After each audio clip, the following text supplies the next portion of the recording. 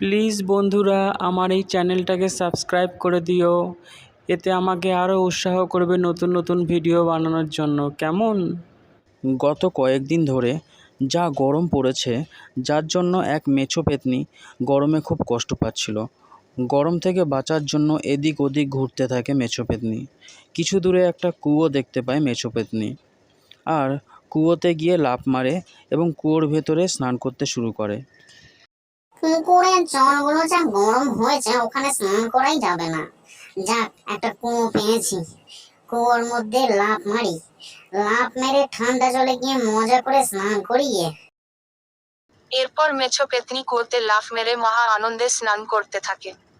শিয়ালের কুয়োতে মেছো পেত্নীকে স্নান করতে দেখে শিয়াল তো খুব রেগে যায় আর মেছো পেত্নীকে খুব মারতে শুরু করে।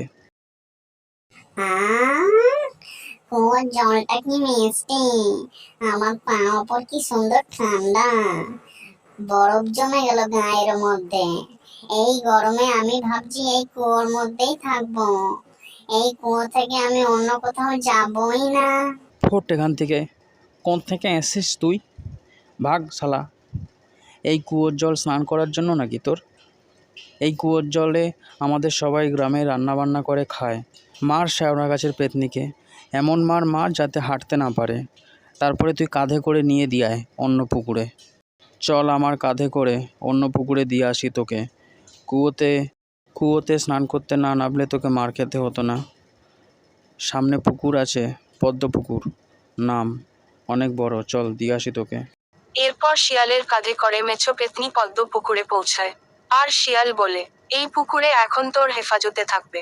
পুকুরের মধ্যে অনেক মাছও আছে, মাছও খেতে পারবি, আর আমার মাছ পাহারা দিতে পারবি। আর এখন গরমে দেখ, আম পেকেছে, পাকা আম খালে খেতে পারিস।